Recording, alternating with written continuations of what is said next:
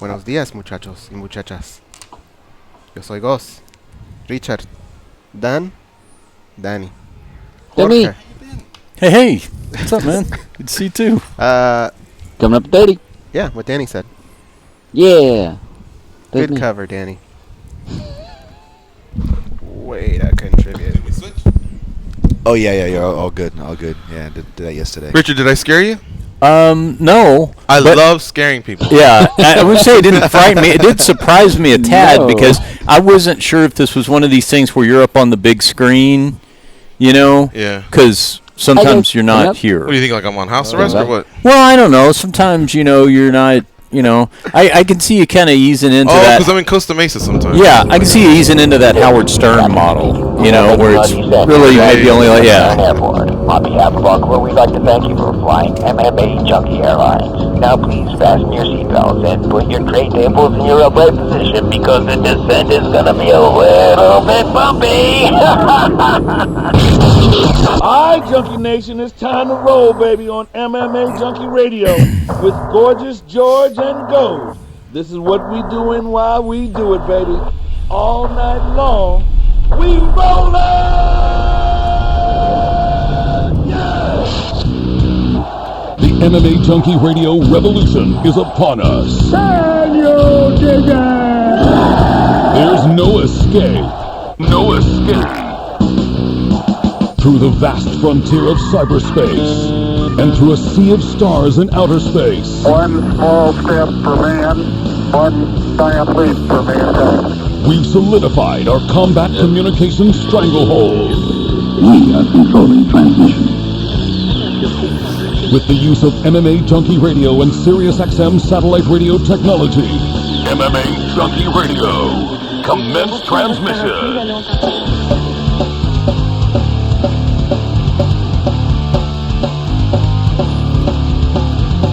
Live from MMAjunkie Radio HQ in the fight capital of the world, Las Vegas, Nevada. Here are your hosts, Gorgeous George and Go. From the fight. Shut up, George. Danny. It's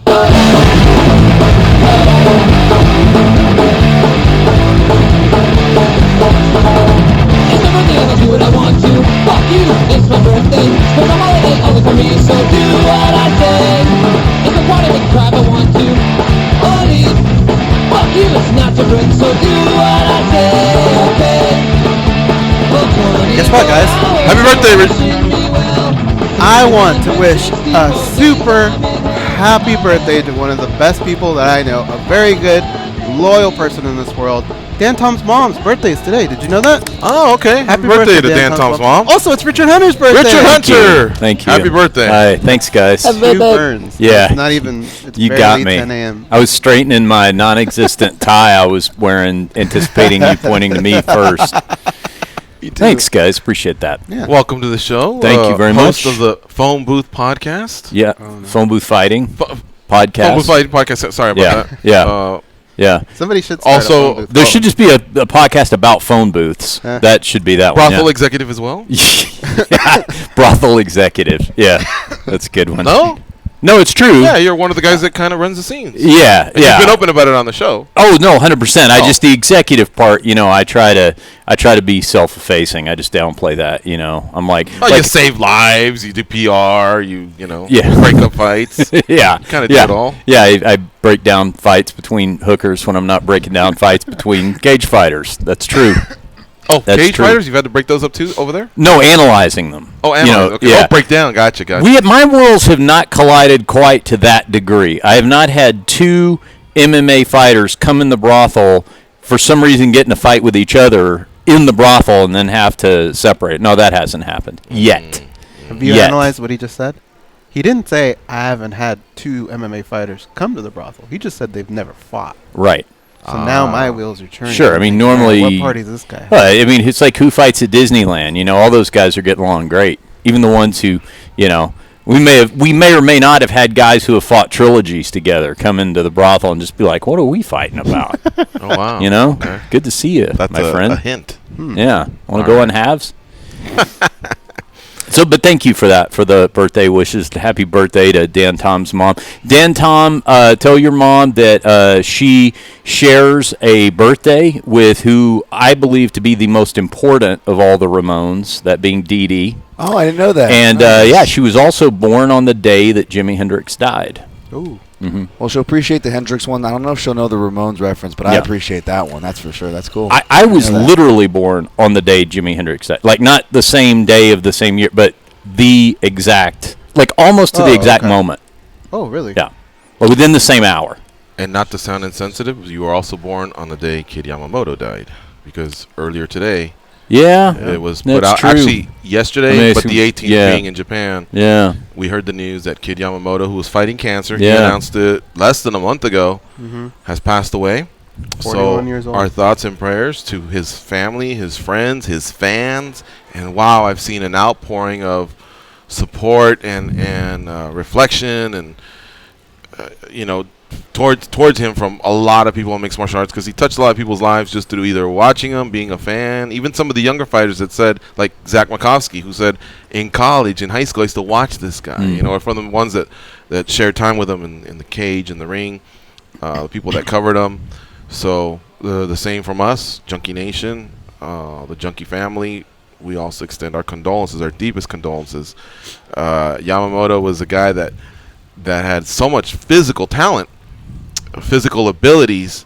He had, a lot of the Japanese fighters, I think, have struggled when they've come to North America, but he actually had a brush with North America, actually doing some studies here. And in Arizona, right? In Arizona. So I think doing that and wrestling just gave him a little bit of that, that component that's needed for this sport. Not to say in any way that Japanese don't have heart or they're tough or anything, because of course they do.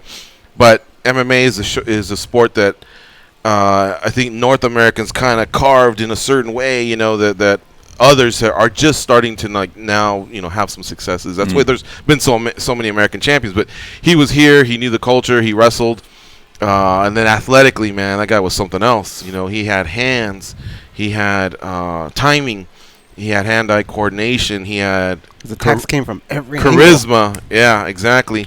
So he was really, really fun to watch. He was a highly ranked guy. He won a Heroes title. He had a 17-fight win streak before running into Joe Warren, and I think that began a little bit of the downfall. Dan? Tell me if you guys co-sign. 'Cause I co-sign with everything you just said, but I was somebody that came in as you could say a tough noob, right? So I was coming in, much later than guys like yourself were, and a lot of my stuff had to be kind of retroactive research, right? So when I was discovering lightweights, it was like guys like BJ Penn or Kenny Florian, and then you start going deeper into the Japanese scene and the history, and obviously you come across Kid Yamamoto, and we actually just talked about him a bit on top 5 lightweight winning streaks, because he's kind of got an underrated one there, right? And it's crazy, and I always thought of him as, you guys might co-sign on the 90s reference here, surprise, surprise, but maybe like Bo Jackson, as far as because when I was going back, and I'm like, wait, this guy wasn't just MMA, he has all these accolades in history wrestling, and then you go, wait, K1, he was doing kickboxing, and you just, and this was at a time where lightweights were just fighting for scraps off the table still, and guys were still kind of specialists, and he was out there as a lighter guy, and smaller than a lightweight, let's be honest. Obviously, we saw him compete all the way down to bantamweight and just doing all those things. Yeah, crazy. And then he used to drive a Ferrari, and he just kind of had just kind of cool a lifestyle. Yeah, exactly. Supermodel, very supermodel. Cool. Yeah. So sadly, he'll be missed. And wow, so quick. I mean, obviously, maybe he took a while to reveal. Usually, when people say they're fighting cancer, they don't go within a month. There's a process, and some obviously can come out of that, and others fight for a certain amount of time. And I could vividly remember this was just after our vacation. It was like late August or something. Oh, wow, I read about that. That's sad. And all of a sudden I see Dana White posted yesterday and a few others, and I was like, holy cow, that's so sad, so quick. Yeah. But I don't mean to take away from your birthday and the story you were telling. I was done. You were done. Okay. I'm not going to try to turn it back to me after that. So the Ramones. Yeah. All right. Today we're going to have Tyron Woodley on the show, the UFC welterweight champion. He'll stop by in about an hour, and not by the studio, but he'll be on the phone. And then we might have one other guest. I think Goes was either trying to figure that out for today or tomorrow. I'll let him announce it if we get it. But, hey, let's talk some mixed martial arts. Can still react to the show in Russia. And, of course, we can start turning the page towards Sao Paulo. And I wouldn't hate anybody who even started to forecast UFC 229 and everything that's coming with it. Did you guys see that announcement where Conor and Habib are going to have a press conference that's closed to the public in New York, but it'll be streamed in Times Square on that Megaplex or something like that it's called.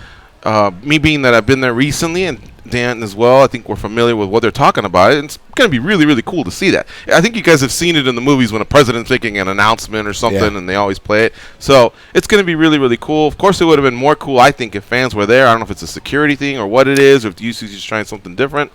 But whatever. The only thing about that, just from a production value, is my first thought when I heard that is it's going to miss the crowd response, because that always seems to be a big part of the hoopla is I insult you and the crowd, and then they come back and forth. Not that they're not still going to do that. Especially for Conor. Right. Not that they're not still going to do that, but I just think maybe it's going to miss that element of it. Unless they're trying to make it more of a serious, somber, like this is like add more of an element of danger to it or something like that. All I can think of is what happened in New York in April.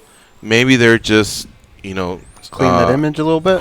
Clean up the image a little bit, yeah. They're walking on, what did it say, eggshells or something like that? Just being very careful that they don't want to, that they don't need another strike against them that might hold them back, or maybe they're just trying to innovate and try something new. I don't know. But how do you – that's the fun of a Conor McGregor fight. Not only just the fight itself, it's the lead-up, these press conferences, these interviews. But as we can all see, he's scaled it back as far as interviews. He's just putting stuff out on social media. So I was hoping that in these next few weeks he would start to ramp it up. But that's not the case. You could add kind of an element of dark danger to it if you wanted to. Like this thing is so volatile, we cannot risk having any civilians in the put it this way, if someone gets hit with a Monster Energy drink, it's going to be someone who knew what they were getting into. But that adds to it, I think. So I would have done it and just had a bunch of guys in suits hype that up, just standing in front of the two guys with Dana White. They did a little bit of that with Diaz, remember, at the Torrance gym? They had this extra beefy security there. This time I would have went a little bit more formal, just have guys standing there, pay them whatever they need to play that part, but also step in if needed, and then just invite people to go in. Hey, go through these metal detectors. Let's really play it safe here. Sign a waiver. I don't know if you need to a fan. Could it have? No, sign a waiver. Yeah. Why not? Could What's it have the waiver been for? That in case they get hit with a Rockstar Energy drink, they don't sue? Monster, sir. Could it have been that one of the two fighters asked for no people to be there? We're putting it on UFC. Yeah, could it have been that one of the fighters? I tell you, it's not the money, it's not the gold that they wear around the waist, it's the power that they get, and they love moving. At once, they were all pawns on the chessboard. But when you start to become a queen or a king or whatever, and you can tell people what to do, and you see them, hey, give me a coffee, you know, like that, and you see two people going, yes, I get to go get the coffee, and you just see people like at your beck and call, you start to like that, you know what I mean? You start to stick your chest out a little bit and say, no, I don't want him there. I don't want him at my press conference. Remove him from my site and security. It's Van Halen getting the green M&Ms picked out of the M&M's bowl in the dressing room. It's just because you can. Just because you can, just to be a jerk. And so I could see them probably wanting that. One of them maybe wanting that setting. Let me inject the New York factor in here. I'm not familiar with this venue and the seating as far as accommodating it, as far as that reason being a roadblock per se, but. Man, rent's expensive in New York, and these venues aren't cheap. Maybe you add an insurance policy on top of that. Maybe it's just easier to go about it this way.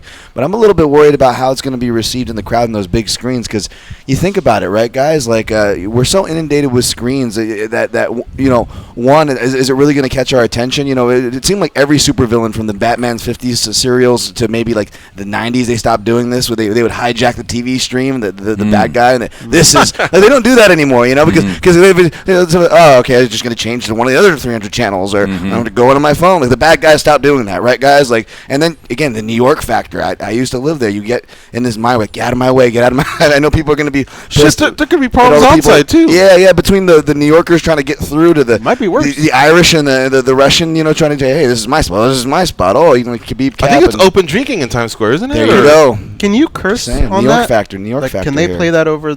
Would you know? Can they play that? Ooh, it's Can another- cursing be? Yes, you can, because it's not FCC regulated. So FCC is broadcast television, broadcast radio. That's why technically any cable channel can Like curse FX? because have you're at it. paying to get it through your cable company. So yeah, you could do that. Yeah, I don't think it's the the rent though. I mean, the UFC spares no That's expense. true, yeah, For big yeah, fights, yeah. I mean, they flew Aldo and McGregor in private jets to like 6 cities. So I don't think it's that. I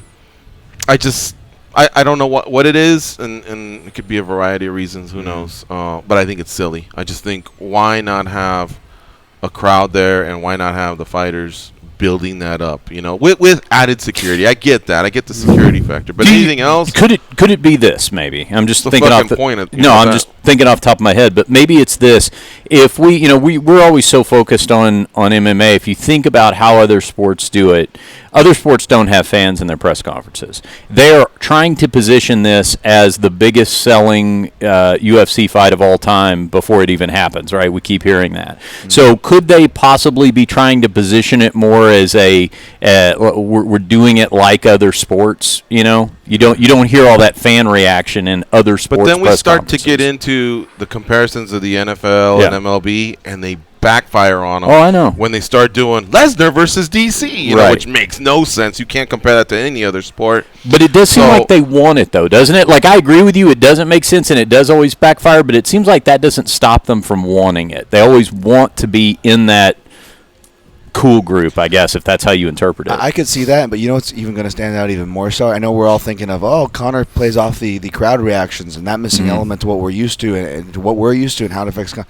But I wonder if that's the case, if Dana's going to tighten up his act, because he's anytime one of his guys, so to speak, make a joke, he's not shouting and kind of play along with it. But when you have the crowd, you don't really notice it anymore. But again, if they come out here kind of like Richard says, they're trying to go for a more different, really up the ante and a clean cut presentation. I wonder if that means everybody's a little more button up with their opinions. I guess, but it's just not combat sports, and it's not our sport. Our sport I'm with you. Is what it's been. I used to actually miss the dais. Yeah. As long as you didn't have two hanger-ons that just didn't, I get it. They're on the main card somewhere, but you just feel like at the end you're like, oh, one question for so-and-so and so-and-so, because you got the text from Zuffa saying, ask them a question. You know what I mean? Yeah. As long as we don't have something like that. But at that point, you could just split screen them and just write Moscow on one side and Dublin on the other and make it official, or maybe do something like Goz has always said. Don't even fly in Dana White. Have John Anik sit in between two guys and have that be broadcast. That's different. But to call it a press conference and to have that and not invite the fans, weird. But of all the things that we pitched, who's closest to the truth? I think me, of course. They're just trying to button New York. I think it's New York. I don't know. Okay. I don't know. You guys want to make a killing? All right. That's what we're gonna do. I don't want to kill anybody. You two are on a team. Us two are on another team. Okay. We go to that area where they're gonna film this, or they're gonna put that up on the screen. All right. We get a Russian delicacy. You guys get your Irish delicacy. Whatever Irish nachos. We'll have beef stroganoff. Have a cart. Sell. And we make one side all Irish, one side all Russian. Oh, dude, we got beer on our side, man. Is this for real? What? But you, they won't let you do that, right? Can you sell alcohol on the street like that? No. I don't know. New York, New York's crazy. I forget about Times Square because a lot of streets are closed off and it's a lot of walking. It's Irish whiskey. You get a cart. Can't culturally appropriate this. Sell Irish food and sell Russian food. We should have planned this way ahead of time. Tell everybody, all the Irish on that side, all the Russians on this side. We'll all watch together, and then there'll be a big rumble. We'll wear the fuzzy hats. Yeah, there you go. The hat that he wears? They'll get chest tattoos. I don't know if I told you guys when I was at UFC 223 in Brooklyn. It was supposed to be obviously it was supposed to be Ferguson and Khabib, but there were my row was literally it was 3 Irish guys and 4 Russian guys wearing papachas, the hats that Khabib wears, and It was a bit awkward at times, but they had a good sense of humor about it. Like when certain things they were rooting for opposite guys throughout the night, they kind of look over. Even the each other Irish and guys were acknowledge. wearing it. No, like one of them had like the Irish kind of flag scarf, and I heard him You were in talking the there to middle the of Irish them? guys.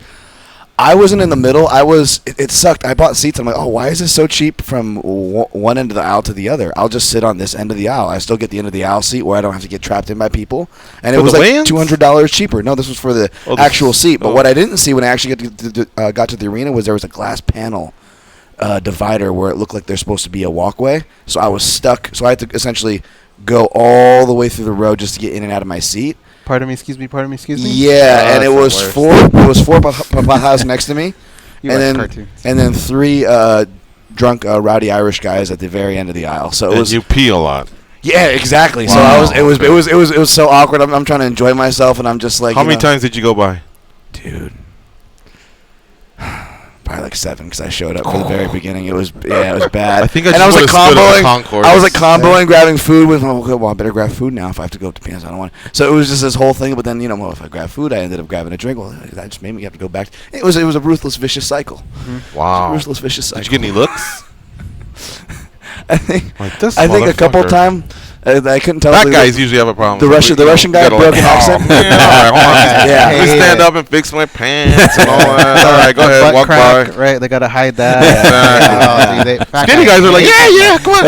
Wait for it. You know Let's what? The go. They main give you a pat reason- on the ass and everything. The main reason fat guys hate it is because the international move of a fat guy to get up is the kick flip, right? You gotta kick that foot up and Yeah. then get the momentum, and they can't do that because the seat's right there. Yeah, ass That's why I hate crack it. that, and just That's tough. Just we've melted into our chairs. You Yeah. know, like once I'm gonna be done here in about 10 minutes, and I'll melt into this chair. But for right now, I'm standing. But yeah, that's like, oof, you're lucky, man. The You're Rush- lucky somebody just didn't give you one of these or some just. I thought the Russian guys were going to do it. One of them made a crack, but he immediately laughed after with his buddy. So I was like, all right, at least he's in good spirit, whatever he said. You know, so I think they were all drinking too, so I think that helped. They all kind of were lightening up by the end of that. But there was tension in the beginning, I'll tell you that much. Wow. We were just like we all show up, but they were like, oh, you know, like one of those standoffs where like just the wrong, you know, the right set of people just rendezvous. You're like, oh, okay. Well, look, to be fair, we've said our piece. Let's let it happen. It's September 20th, which is what, Thursday? Was this yeah. deal? Yeah. Yes, sir. So, I mean, who knows? Maybe the UFC's got something up their sleeves, Mhm. and on Friday we're all sticking our feet in our mouths. Mm. Oh, wow, that was sharp. That was cool. That was professional. That was innovative. I don't But know. it still wouldn't be better than the crowd. You never know. I mean, you're right. I don't think it will be, but let's give it that 1% chance that it might turn out to be pretty cool. You know who becomes the Yes. crowd? Dana becomes the crowd. Dana. You watch his reaction. When Connor says something that gets out of control, if you can get Dana to go, "Hoo, hoo," or something like So that. will it just be that's them three in a studio? I don't think it'll be in the They got to have media, right? They got to have people ask Media will be there. questions. Media Yeah. in front of them? Yeah. I don't know. It's so weird. And you think about I'll give too. it I that mean, for the You don't Yeah. even have to have it in New York. To have it in New York almost makes it a tease. Like, you might as well just have it at the UFCPI. But again, kind of to Richard's point, and I agree. I hope they move away from this. But again, prestige, imagery. I mean, it kind of fits in line with that narrative that we're seeing. I mean, I hope not. I mean, it's kind of what we talk about with the uniforms. You know, we're trying to fit this mold that's really not our sport, which is kind of a funny word to even use for it. It's fighting, it's martial arts, it's combat. But you know, whatever. Yeah.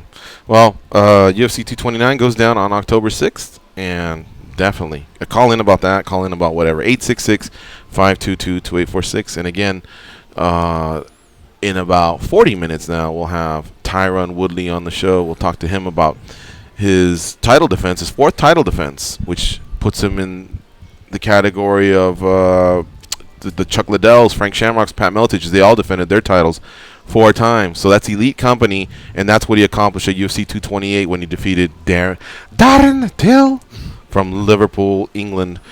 One of his best, for sure, his best title defense, and probably one of his best all-around performances because he touched on everything that you needed to do when it comes to striking and grappling. He finished with a submission, but his striking was, I mean, on point. On the feet, the ground and pound.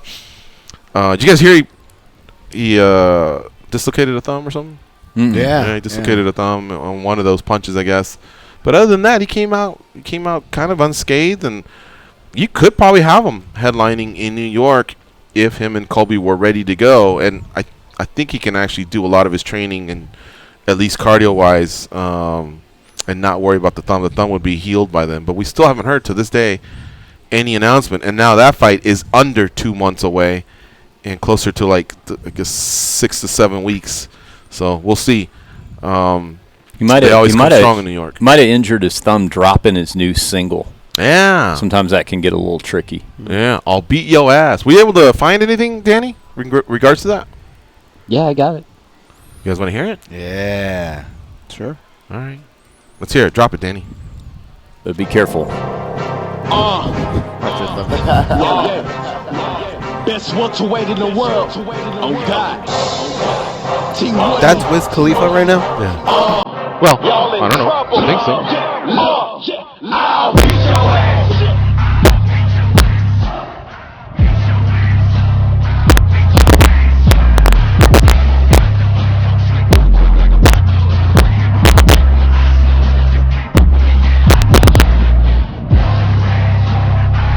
You think they'll let him walk out to it? Sure. I think that's what fits best for him. But I thought the UFC had a clear rule that no music that was prepared by the person. Oh, they did? I didn't know. I mean, that used to be the case. You mean they didn't allow Halleck Gracie to come out to Gi and a G or G and a Gi or whatever? That was the worst. I mean, how many have done this? Dan Hardy. I remember back in the day, people weren't allowed to make their own custom music. Dan Hardy sang on his walkout song for the longest time. It was England Belongs to Me, which was a remake of a Coxbar song, but he was like the guest vocalist on it.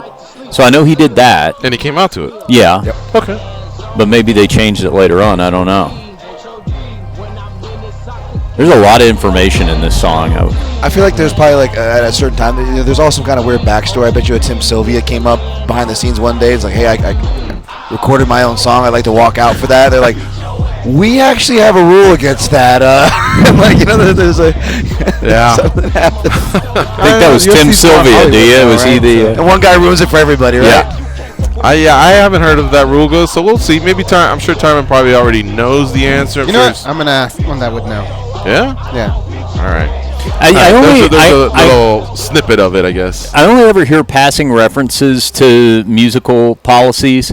Personally, I would love to be the czar that's in charge of that, because there's a lot of, I would say, pound for pound, the greatest amount of technical mistakes in the UFC are made during the walkout songs. I would say. What do you say? Yeah. I just think that there is there's a lot of homogenization. There's a lot of, this is all kind of the same thing. Let's tailor this much more specifically to the fighter. Let's show some depth. Let's show some. A lot of times I will break, much like Dan Tom does his breakdowns. I'll do my breakdowns on who wins the walkout song battle. Sometimes a fight is won before either fighter actually steps in the cage. So whose do you like?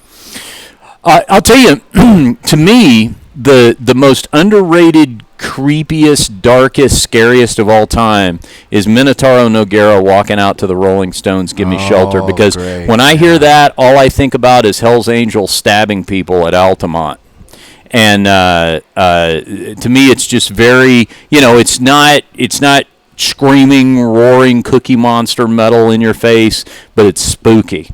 It makes you feel like something dangerous is about to happen. So for me personally, that's one of my favorites. Also, I love the fact that Wonder Boy Stephen Thompson walks out to Tenacious D, which is fantastic. And I actually broke that down with him one time. I said, if you look at the lyrics of Tenacious D's Wonder Boy, the arch rival of Wonder Boy in the song is identified as Young Nasty Man. And I said, who would Young Nasty Man be? And without missing a beat, he said Matt Brown. I was like, yes, that's the right answer in the welterweight division. Love yep, that. for sure. That. That's the only guy that finished him, right? Yep. Yeah, I guess. No, it was a decision, but it came close. Was it a decision? It was one of those brutal beat downs where Wonder Boy gas after the first round and Matt Brown kept coming. It was just real a lesson learned in fight. Yeah. What are the audience participation songs? And by that I mean, do you know when Bisping comes out? And then everyone goes, woohoo, at one point. Is there another one where people jump in? Well, the Brits love the sing-alongs. Oh, the Darren Till. Yeah, but that Caroline, Sweet Caroline. Yeah, that was. I made the comment when I believe it was John Anik pointed out. He said oh my gosh, the fans love Darren Till because they were singing along to Sweet Caroline, and I said no, actually they just love piano bars. Yeah, that's what that is. That's where that comes. It's like a from. showman's trick from the music industry, right? You kind of sprinkle in a well-timed cover into your set. In other words, kind of a thing makes your appearance a lot stronger. But that's what you have to play for. You have to play for the 17,000 that are in there are thinking piano bar. Yeah. You know what I mean? The greatest, to me, Michael Bisping's sweet spot was when he walked out to London Calling, which, in my opinion, is the greatest Clash song of them all. Favorite, yeah. But the British are interesting examples to look at because they just love a sing-along. Yeah. But what they do is they go with these sort of 1 or 2 or 3 songs and they just adapt them to anybody, whoever's fighting. So it's, Winter Wonderland, A Christmas Carol, that you just walking in a Dan Tom Wonderland. That doesn't make any sense. Mm-hmm. But they just force the name in because what they really want to do is sing the song. And it's just the same as the other one. What's the like the soccer chant that? What is that? How do I know that's for me? There's 2 people fighting. Is it just because I'm from that country where all the people like to sing that song? I assume that is support for me. That is it. Can I just add 2 additions? I tried and failed on my amateur fight to do this, so I kind of hedged my bets by doing a song that had crowd vocals embedded. So it was at the Tough Enough at the Orleans, right? You juiced the crowd vocals? Well, it was a band I like, Sabretooth Zombie. Is a branch off from Lifelong Tragedy, punk rock hardcore. And punk rock hardcore, real similar to the English, is they love the crowd vocals, right? It's a very involved kind of music. It's not very talented, very involved, and it was the Orleans, so gosh, now I think it was the Animals. There was a house in New Orleans. They they covered that one, but it's all crowd vocals from the beginning. So there was, and they do a really good job in the recording of it. So so it just makes you feel like people are singing along, even though they aren't. But it also kind of encourages people to sing along because they know they'll be covered. Did that work? It's kind of I don't know. I was kind of too worried about getting my ass kicked, but it was an effort. And underrated kind of. I don't know what you think about this one, but I was just looking through we had top 5 walkouts in the Protect Your Neck podcast, and I was going with like a hipster pick for number 5, and this one kind of like Bisping. He only came out to it once. Another middleweight, Alan Belcher, UFC 100 against Yoshihiro Akiyama, but he came out to Bob Dylan's Hurricane. I love this. Oh, great one! Great. That, to me, greatest sports song ever written. Bob Dylan's Hurricane. Wow. You know this? This is the. Can you play Danny? I don't know what the hell they're talking about. Do you know the story of Reuben Hurricane Carter? Yes. So Bob Dylan. Yeah. Okay. And Bob Dylan wrote this song in like during that time, like when Hurricane was first. This is like probably the early 70s, and it told the whole story of the case. I mean, it's got like 10 verses to it or something like that. But I think this is the greatest sports-related song ever written. Yeah. But not for an event. You're just saying the fact that it was written and someone can enjoy it. Or are you talking about playing in the speakers at an arena? No, telling a sports story. Gotcha. Like a song that actually chronicles. And who came out to it? Alan Belcher? Alan Belcher against Yoshihiro. That's a good one. And they got fight of the night. And it was that classic UFC entrance. Like you always think of Rich Franklin, where the crowd's kind of putting their hands out and the guy's coming out with both hands and slapping. And it was one of those kind of just classic. Like it fit the moment, and it's a song. That's a good one. You can associate with the Gimme Shelter. You can associate it to a Scorsese film and so many different things. Mm-hmm. But if a guy can make it his own, that says something. Especially such a well. What about Low Hanging Fruit with just Rhonda and the Pat Benatar, and it's got the drum beat. Joan Jett. What'd I say? Pat Benatar. Joan Jett. Yeah. Low Hanging Fruit, like I say, it's quick. She liked to move quick. It had a good beat to it, but I don't give a damn about my reputation because around that time she was middle fingering. People, Misha, no handshakes. You know what I mean? I thought it was perfect fit. I thought it went great with her personality. 100%. All right, let's take a break while Goes is out there tending to something. Hopefully it doesn't ruin what we have today, which is Tyron Woodley on our show as our featured guest, and of course Richard Hunter from the Phone Booth Fighting Podcast, who's co-hosting here for the entire episode. So stay close. We'll be right back. It's MMA Junkie Radio on SiriusXM's new Fight Nation Channel 93.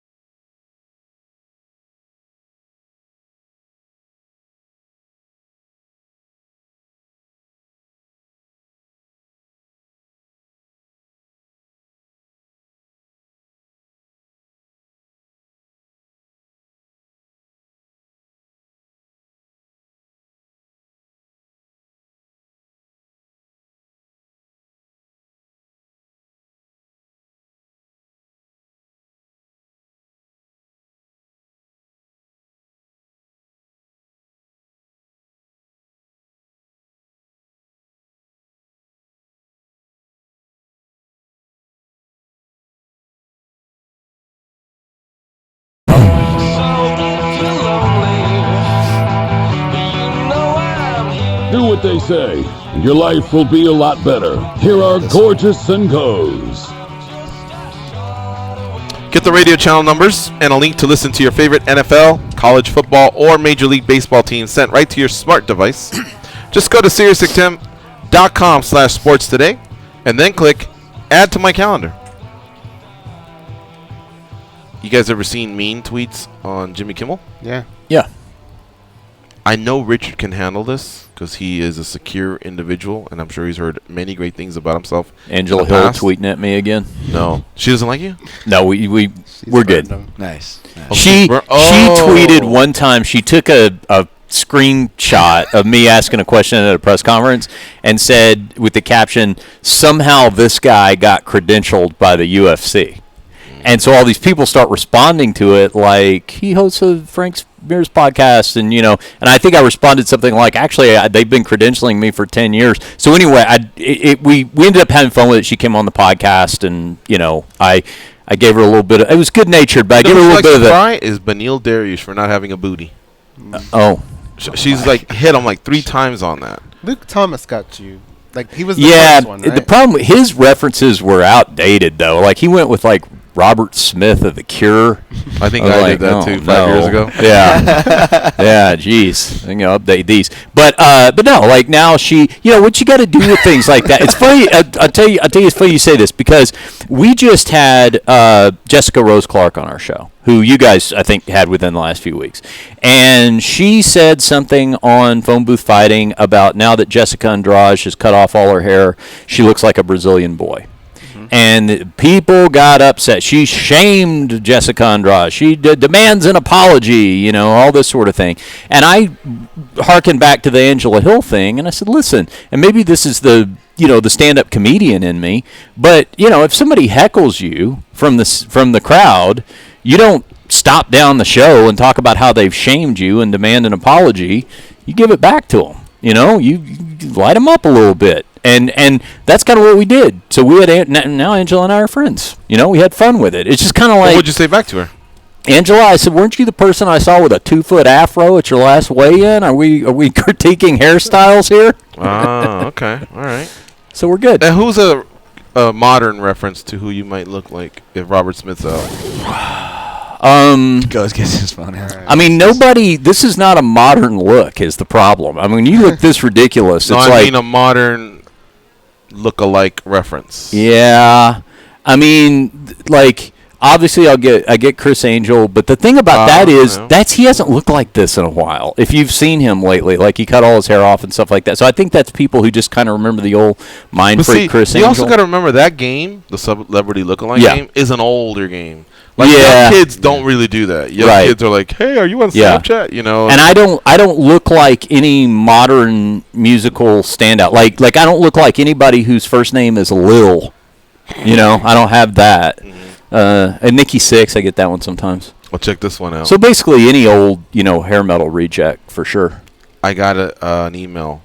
Yes. Do people actually like Richard Hunter? Good. He might be the worst co-host of all time. Solid question. Now, be. I disagree. Somebody really said that? Yes, I got that email. Yeah. Is the email I thought you were cool. goes at MMAjunkie.com? The email is coming from inside the studio. Wow. Yeah. That's very surprising. So fair question. And here's the weird thing. He's a jiu-jitsu practitioner. Yeah. So are you. Yeah. You've never really stood for Damien, something Maya, that should cool. piss a guy like him off. Right. So I guess he's just. Is he a big right winger? And you're a Texas guy. Yeah. Were you from Texas? Yeah. Like, that's where you were born and raised. Oh yeah. Okay. I knew you worked there for a while. Yeah. And so is he. He's a Texas guy. So I don't know. This I don't know this for sure, but he's not a hater. Yeah. So he must just not like. He just might not your fan. That's all. Now. Yeah, but he got tons of fans. He's asking the open-ended question. I mean, do people? That's a great question to ask. A little bit, yeah. Especially on movie The Warriors. Oh yeah.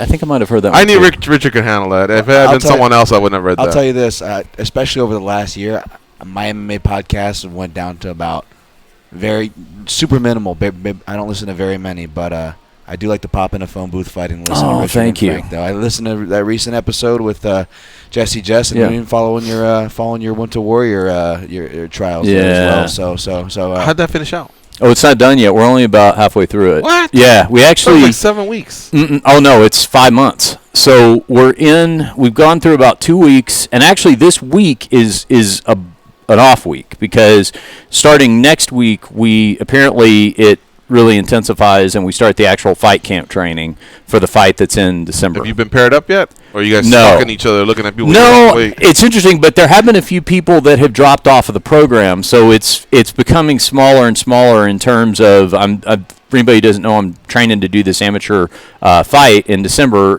through this program called Went to Warrior. But somebody in the group is somebody you're fighting that you're training with 5 days a week. It's going to look like Keith Hackney and what's his name? Emmanuel Yarbrough, yeah. I don't know. No. I don't. I mean, the thing is, the group is not big enough that there's deep weight classes. So you could get some kind of a weight or a height disparity. I'm not sure. You think you'll get a smaller guy or you'll get a bigger guy? What's it looking like? I don't know. I mean, there's guys in there who. I mean, I'm an average height guy. I think. Tape? I'd probably be 5'10".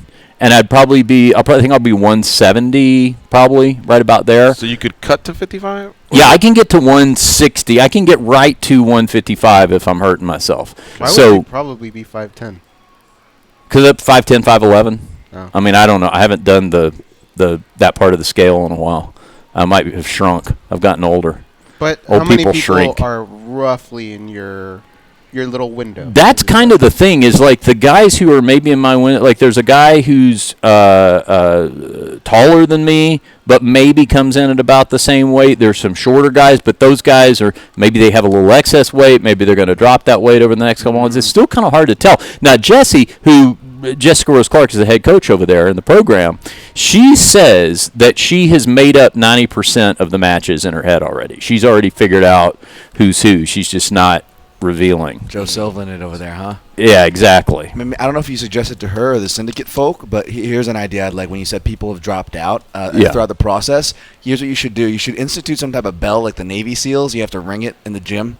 Because in the Navy SEALs, when their whole process is one of the most brutal processes to make it. More, right? And I think what is it like 90% people fail, and they have to ring the bell. So throughout the camp, you just see people a couple weeks in like, really defeated and having to do it in front of everybody. I could imagine like there's a kid, Jesse's trying to teach her kids class, and someone's going, I'm not going to make it today. And then so hold on, kids, I'm trying to teach a class. Oh wait, hold on, kids, let's watch everybody watch him quit.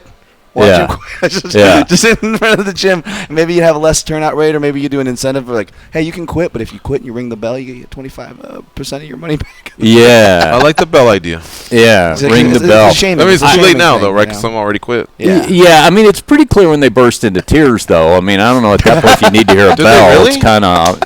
I don't think we've really seen. Did they turn around and go, class, I'm done with this, or do they just stop coming? Some people have stopped, and I'm going to say this: the vast majority of people are sticking with it. Like there's some really dedicated people in there. I don't mean to make it sound like they're dropping left and right, but as you would expect, over the course of time, a few people have dropped off here and there. For the most part, they just kind of stopped coming. But you see some things like there's guys throwing up in the corner, and there's been blood, and I'm sure there'll be some more blood, and that guy. There's one guy in there with a boot on his leg that's hobbling around, still training with his boot on. So there's some hardcore guys in there, and the whole thing is at the end of it, everybody gets an amateur fight. There's probably half a dozen girls in the program too. So it's pretty impressive. How many people altogether? I'd say 30 probably. Yeah. Here's some more info, by the way. More info on me. Is there more results on whether or not any human actually likes me? Hit me up, people. Let's see.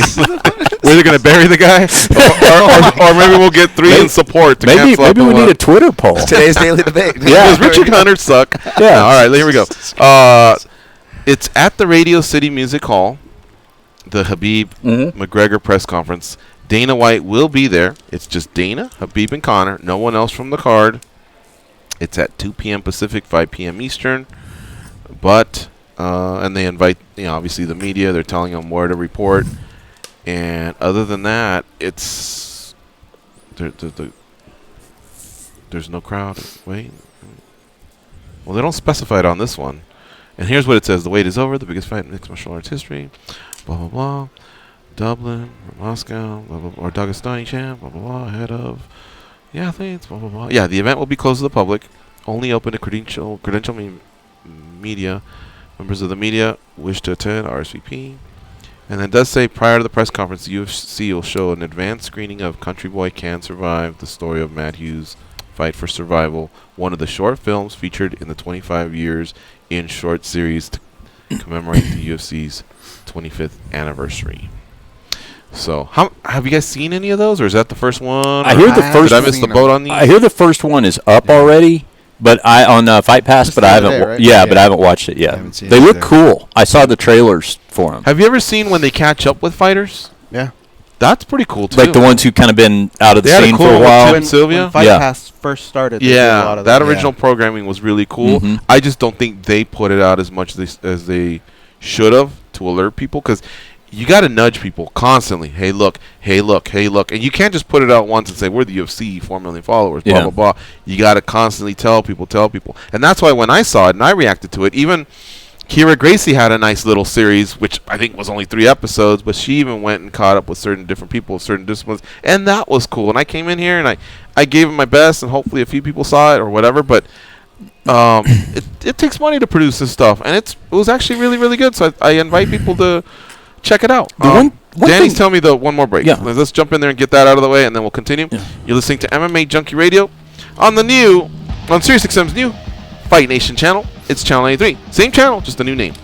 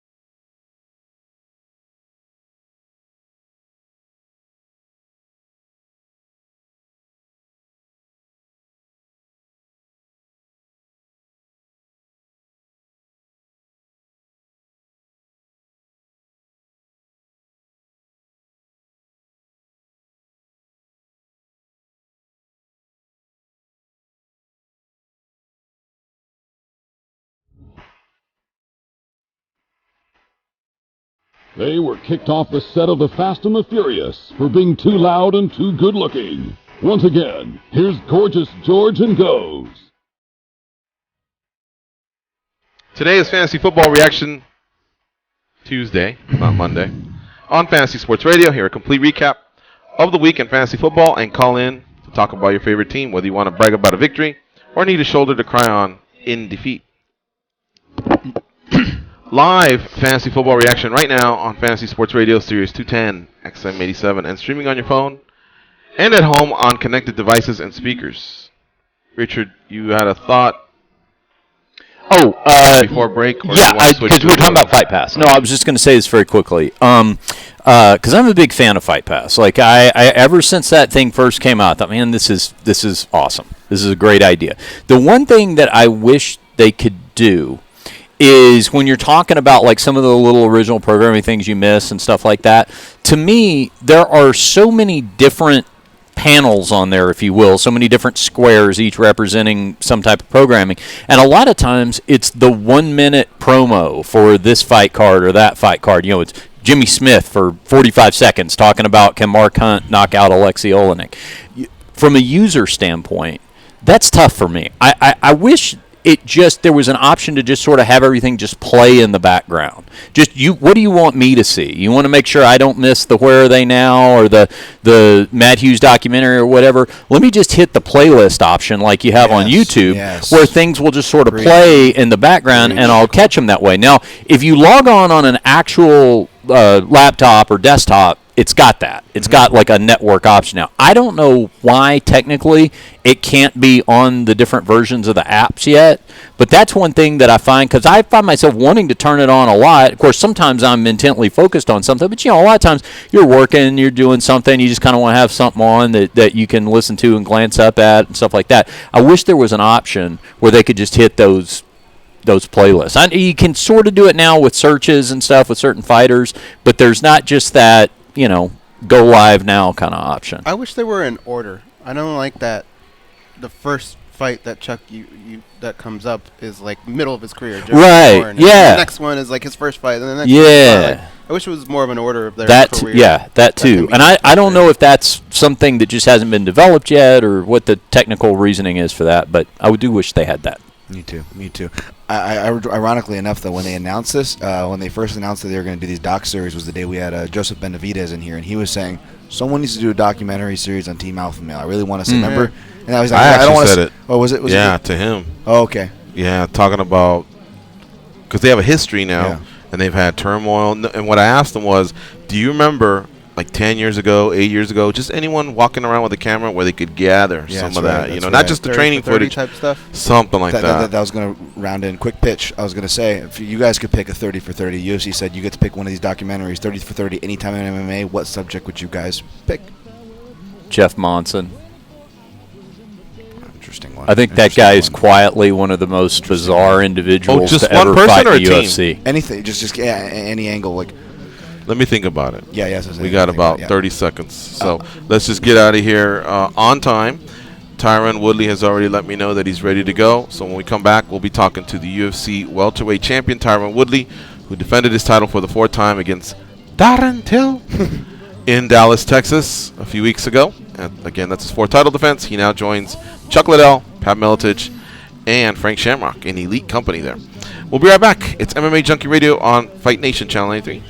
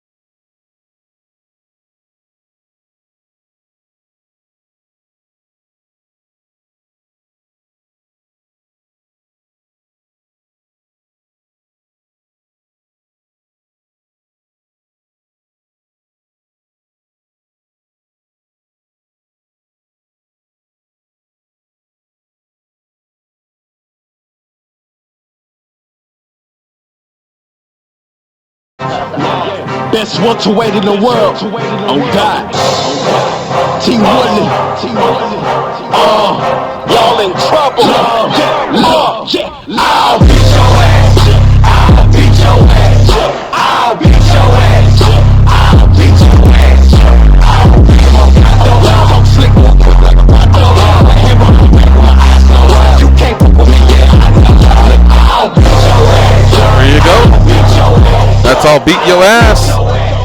T. Woodley featuring Wiz Khalifa and T-Dub-O. And we're actually joined by Tyron Woodley, the UFC welterweight champion who just recently defended his title for the 4th time, joining the company of Pat Miletich, Frank Shamrock, and Chuck Liddell. He joins us now on the hotline. What's up, T. Wood? How you doing? Beat your ass. Beat your ass. How was that for an intro? Hey, you know what? I had to put it on speakerphone and, vibe out to it. So it never gets old. It just infectiously gets stuck in your head. Yeah. No, that was cool. I remember you said it as part of your post-fight speech, and I thought, well, is this going to be one of those things that somebody says and we all forget about? But sure enough, 1 week later, it dropped like you said it would. And you know what impressed me the most, champ, was you got a lot of support from the MMA community. A lot of people were just either organically tweeting on their own or retweeting, and I thought that was pretty cool to see. Sometimes we will talk shit against each other. We talk to, kind of put each other down, just to get a fight or whatever. There's very few times that us fighters utilize our network. We have our strongest network. All we have to do is support each other, and then it can exponentially just, impact millions and millions of people, but we don't utilize it enough. So I just want to shout out everybody, fight fans, boxing fans, music, athletes, everybody, LL Cool J, Snoop Dogg, freaking Floyd Mayweather, everybody's posting it out for me. It's good to get the reception from everybody that, I've been getting a crazy good vibe from it. I haven't checked the downloads, but I think they're off the chart. How many downloads we got from it. And we're already working on the remix, so just the way that my mind thinks in fighting and business and sport, taking that into music is really just going to help it out. Now, what does that mean, a remix of it? Kind of like for the clubs, or is this, or will it be like, is that what that means? No, well, the way, it can mean a couple different things, but the way that I'm using it is, the original version, I beat your ass, which you guys can download on iTunes and Spotify, by the way, is featuring T-Dub-O, who does a hook, and Wiz Khalifa on the verse. So when you remix it, you can either remix it, utilizing a different beat. You can chop and screw it, make it sound slower, or you can actually just change the lyrics and add new features to it. So I've already recorded my new verse. T-Dub-O, who's on the hook, he actually has a verse in the remix, and we're waiting on a couple pretty heavy hitters to join as well. So one of them I can't really say yet because we haven't announced it yet, but Snoop Dogg is going to be on the remix as well. So right now it'll be me, T-Dub-O, Snoop Dogg, and Wiz Khalifa either have his original verse or he'll do a new one, depending on what he wants to do. Well, I'm an Apple guy, so I got it there, and I know you mentioned Spotify. Is there anywhere else someone can grab this? It's going to come out on a lot of different platforms. I don't know all the names of them because I'm new to this, but the distributor level connected to Atlantic Records, they distribute it on all, and it takes a little bit longer. Some takes 72 hours, some take a week. So it'll be on every platform within 2 or 3 days. But right now, I know for sure it's on Spotify, it's on iTunes. But any digital platform where you can download or stream, it will be on there. Can you walk out to this going forward, Tyron? Have you gone through that with the UFC yet? Yeah, what's funny is I can walk out and I can get paid to. I get paid to walk out to my own song. Okay, and that's been cleared through the UFC? I mean, what they do is they have to pay for the publishing. They have to pay for the usage of it. For any song that you hear after you walk out to, they have to get cleared. Sometimes the artist is just excited to have the music to pay for a walkout, and they might not charge you. Other times, you have to pay to put it in a video game. Like my walkout song, I Ain't Turning Back, my Fizzle, they put in a UFC video game, and he got paid, and he owned 100% of his publishing, so it was a nice little back for him. So this is a case where they'll have to, They had to pay me for the publishing. Then I walk out to my own firm. Tyron, I'll turn it over to the guys in just a second. Right? Exactly. I'll turn it over to the guys in just a second, but let me ask you one more question, and then maybe we'll circle back to me and the title defense and everything. I've seen a lot of 30 for 30s. I'm sure you have too, or other type of documentaries where a great athlete like yourself has incredible athletic success, but sometimes you'll see that if they ever had a hiccup in their run, it had to do with them going too much Hollywood. How are you making sure that this doesn't happen to you? MMA is my primary focus, and this song has been recorded for 8 months. That's what a lot of people don't realize. But I didn't do a music video. I didn't push it out fast. Anytime the fight was on the book, I put everything. I didn't go in the studio during training camp. I wanted to so bad. I didn't take any movie parts. I didn't entertain anything in entertainment. And a lot of my Hollywood beatdown, show on TMZ, I shot a lot of those satellites, especially a lot of FaceTime versions of it. Because I do look around. I do, I'm young enough to make my own mistakes, but I'm old enough to see what, if I see another athlete, they got too caught up into the next chapter of their life while they were still in the chapter of fighting, it affected them. So I can, if I was injured for a year, do I sit on my ass or do I go out there, increase myself outside out there? That's what I did. Yeah. I got healthy, got a fight in the books.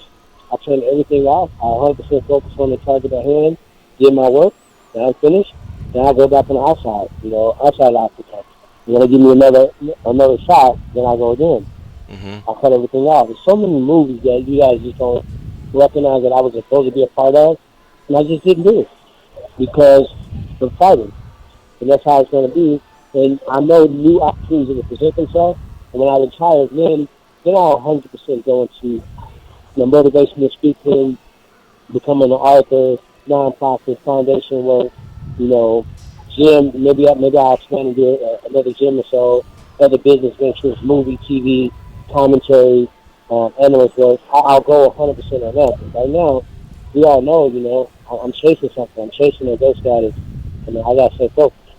We're talking to Tyron Woodley, the UFC welterweight champ, coming off a title defense at UFC 228 versus Darren Till. Also, he dropped his single, I'll Beat Your Ass. Check it out on iTunes or Spotify. All right, goes. What do you have for the champ? Tyron, I know this answer probably changes for fighters throughout their career, and I would imagine now you're cashing some pretty good checks. You got other revenue coming in from music, from movies. But as of today, what is more important to you? Is it making money or legacy? Legacy. You always want to make money. If you're chasing legacy, the checks don't come with it. Like sometimes I used to fight and I should be like, damn, I finished from the game. I forgot now I get paid for this shit. You know what I mean? And there's also been times where I was in a pickle. Like when I fought daily, man, I was broke. I was like, $30,000 in debt. I had to borrow some damn number, and I barely had money to eat, and I was scraping. And a lot of people don't know that. Jay Glazer, he didn't know it. Jay Glazer's a buddy of mine. But he hired me for his deal called MMA Athletics, where he's training professional athletes in mixed martial arts. He hired me on. I was training Richard Capolito, Sean Merriman, Cliff Matthews, and Sergio Lewis, and I was making like $500 a week. And to those guys, it wasn't a lot. But to me, that funded my training camp. And he didn't know it. I was broke as that thing. And I still had to mentally stay sharp, mentally go out there and outshot the shark once again. And I just had like lessons like that kept me afloat. And now it's to the point where it's just all about legacy. It's all about being the greatest. Now people understand that the reasons why I wanted to fight George or Bisping or Nate or Nick or Connor, yeah, I'm going to make money, but I'm going to make that anyway. I've shown you guys that I can become a great businessman and find different ways to diversify my money. But beating one or two of those guys on top of wiping out the division clean makes it pretty clear that I'm the greatest welterweight that's ever fought. How about that? And just so everybody knows, that when he fought Paul Daly, it was July 30, 2011. So 7 years ago, the guy's telling us he was broke, and now look at him. Yeah. I mean, that's a complete 180. I was super broke, man. Wow. Super broke. Gives me hope. I'm broke now. Maybe in 7 years I can have T-Wood money. Yeah, for sure. I remember when I paid Dan Lambert back, man. I never been so happy to write a check to somebody. You know what I mean? And, he to him at that time in his life, his cruise line was doing great. he could have afforded the fight. He just let me get it, and not get it back. He said, this is business time, and you know what? I'm gonna loan you this money, but you have to pay me back. 'Cause I want you to learn. I want you to learn from this because I went into a gym over my head. 100% of all my Strike Force money from the time in 2011 until Strike Force got bought by the UFC. Guys, 100% of my Fight Force went to my gym, and it wasn't enough. And I said 100, I mean 100%. Everybody in my gym got paid. Every utility got paid. I never got paid. I never made a dime from it, and I was working over this money, and I had to close the gym. I not close the gym. Everybody's like, George St. Pierre don't have a gym. You're never going to be a world champion if you own a gym. And I tell you right now, I stand here, gym finally making a little money, world champion, and constantly doing everything everybody told me that I can't do or I shouldn't do. After this last performance, Tyron, your feelings after the fight, as compared to other fights where you've walked away with a victory, it seems like everybody was praising everything you did that night. Can you talk a little bit about what it feels like now to get a lot of cheers from people, a lot of praise from other fighters, the media? It seems like everybody kind of came around. Has your mood been any different now as opposed to maybe some of your other fights? What I started to do. Well, what I started to do is, I'm not gonna, you know me, guys. I'm real. I'm a keeper, if I act like it didn't bother me at times, early on in my career, I'm like, these people don't even know me. Like, I'm like the last one you should hate on. I'm like always trying to lift up my people, always trying to do things positive, always going by the book, not just DBs, not like getting into trouble, and fighting hard, and I'm like the ambassador of what integrity and martial art is. But then I realized that you can't change someone's perspective on you. You can't force someone to call you a role model and say you're the greatest. It's all perspective. And these are the same people that you won't see, you don't know, you don't provide for. And when you training and moving, these aren't the people that you say, okay, I don't want to stop running this treadmill because I don't want to let the fans down. You don't want to let the fans down? No, because they make it possible for us to make the type of money we make. But I'm thinking about I don't want to let my kids down. I don't want to, finish my career, and I know I had more in me and I didn't give it. I'm not going down the shed. Keep going, keep pushing, keep sparring. And that's what I think about. And as long as I keep that mindset, I think I'm going to be okay. Our fight analyst, Dan Tom's here with us. Dan, what do you have for the champ? Hey, Tyron, you're already speaking on, financial struggles and not forgetting where you came from and your journey. But I guess my question is a little more timeline specific. You said after this fight that this was one of, low key was one of, the more pressure you felt going into the fight. I could totally understand that. But I remember watching back, going back to your fight with Jordan Mean. And when they were announcing the decision, I felt it was a fairly clear decision that was going to go your way. But it looked like there was a lot of pressure on your face, and that they even cut to your wife in the crowd, and she had a lot of pressure on her face too. And they read the decision, it goes your way. But when the camera goes back to you and your wife, it almost was like you guys were happy. I'm not saying you weren't, but it was almost like that pressure was still there. It really looked from an outsider perspective that there was a lot of weight. Maybe, you just opened your ATT Evolution gym at the time, kind of what you spoke of. But do you remember that, Tyron? Am I completely off here? Was that a really big moment for you and your family? You actually kind of way spot on. It's kind of creepy how spot on you are. I just remember opening up my gym at that time.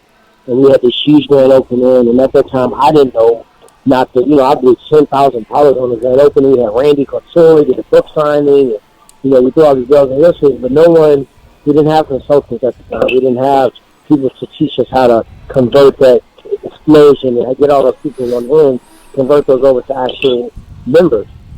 So what happened was I had this huge grand opening, and then the next day we're open. You know what? I sat outside my gym in a table and a sign.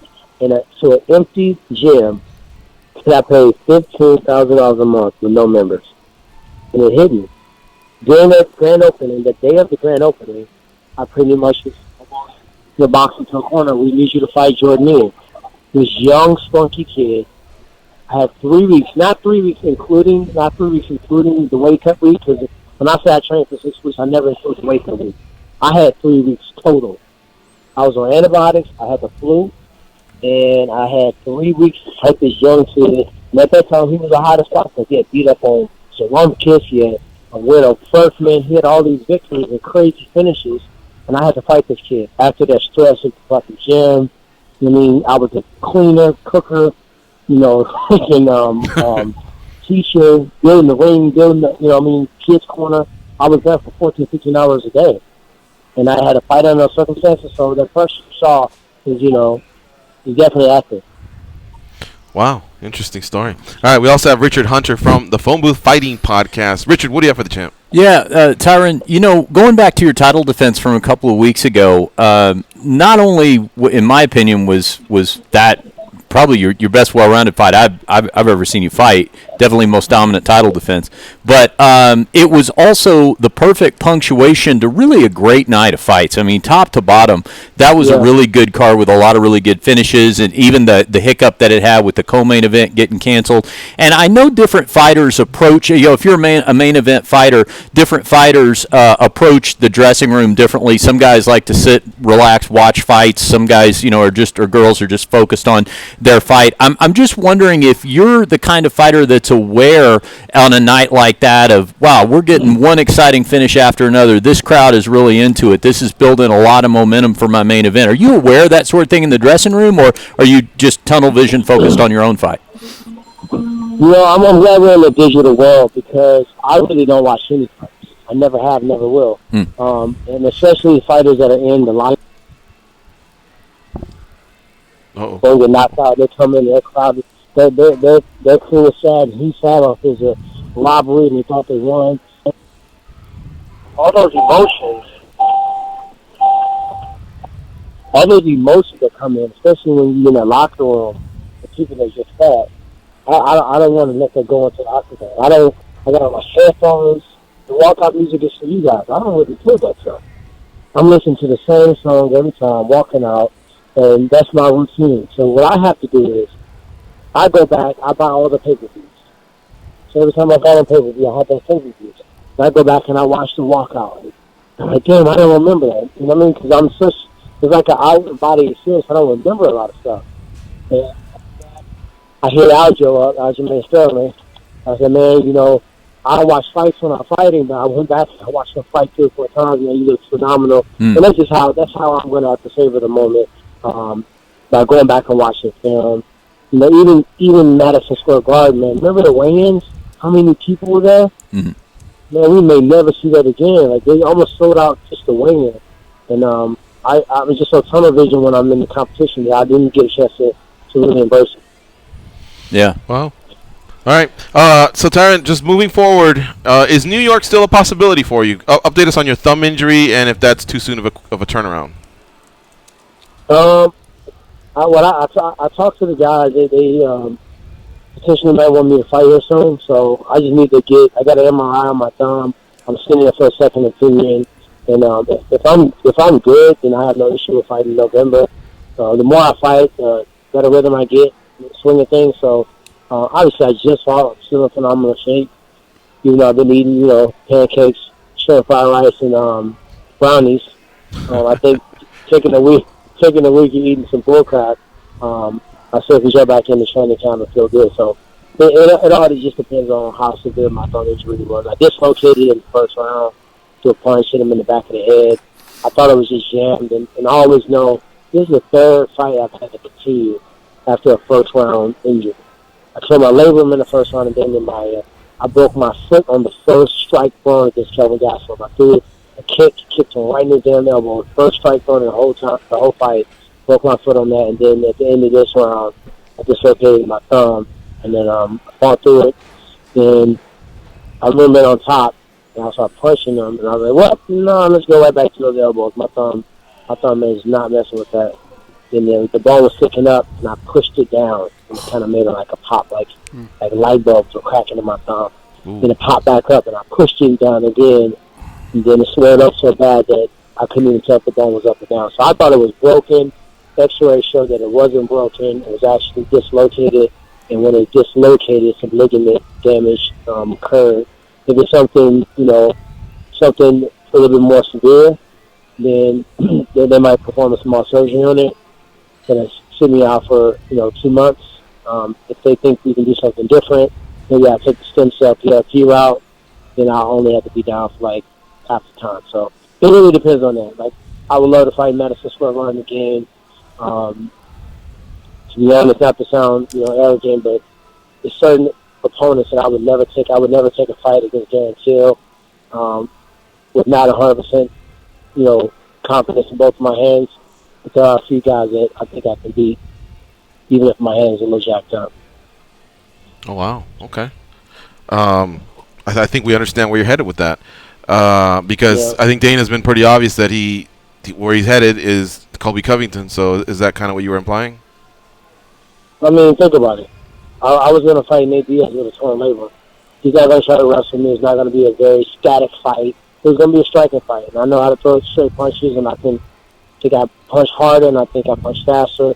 So I was going to accept that fight and get the labrum surgery afterwards. Now, fighting an RDA or fighting a Colby Covington or fighting an Usman, wrestlers with a labrum tear would be idiotic.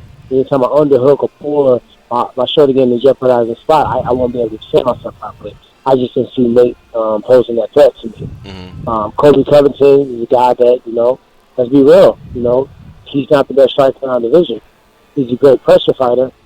His fight is more based on wrestling and more based on conditioning.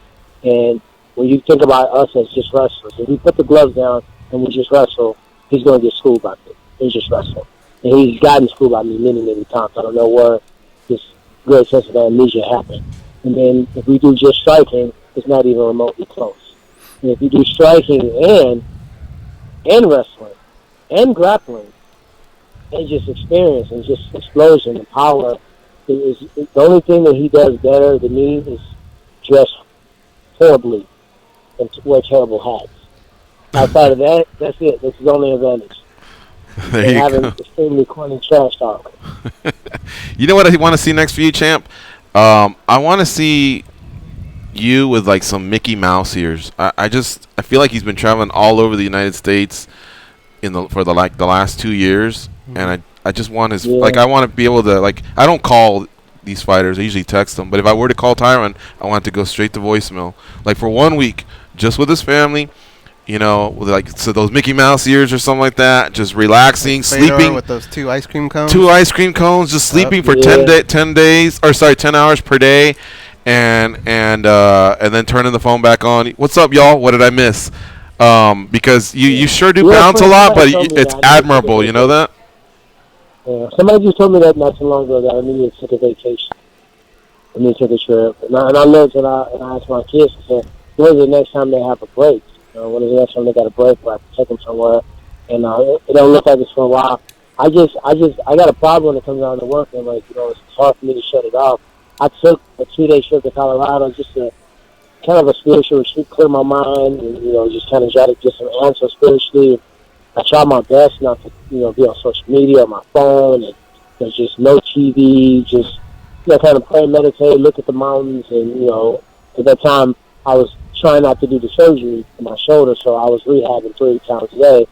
But it's way harder than you expect, especially when you're so used to it. And all these things, I'm used to having a big plate. And it's something I probably should do. It'd probably be refreshing for me, but I don't know if I can slow down anytime soon, man. I got to push this single, Beat Your Ass. Make sure you guys get on iTunes and Spotify. So that's a lot of work, a lot of radio, a lot of promo stuff, a lot of listening parties. So it's kind of the mindset that I'm in right now. All right, my man. Well, listen, thank you very much for joining us here on the MMA Junkie Radio Show. Congrats on your title defense. Congrats on the single. And hopefully we will see you in a few weeks here in Las Vegas for UFC 229. I don't know if you're on the broadcast team. Yeah, I'm doing the Fox. I'm working the desk, so I'll be there. All right. And Tyron Woodley again joining Chuck Liddell, Pat Miletich. I keep forgetting Henan Barao also reached 4 title defenses. Next up, Tyron, would be Matt Hughes, Joanna Jay, and Tito Ortiz, all at 5 title defenses. So keep on doing your thing. All right, man. Appreciate it. All right. Take care. All right. That's Tyron Woodley. Follow him on Twitter at Tyron Woodley, except there's 3 O's in the Woodley part. Give him a follow on Twitter. Let him know you heard him on the at MMA Junkie Radio Show. I couldn't be happier for him because he took a lot of heat from fans and media for the previous title defenses. and it had to stew for 14 months because that was the time difference between the Maia fight and here. Yours truly included. I've said a few things.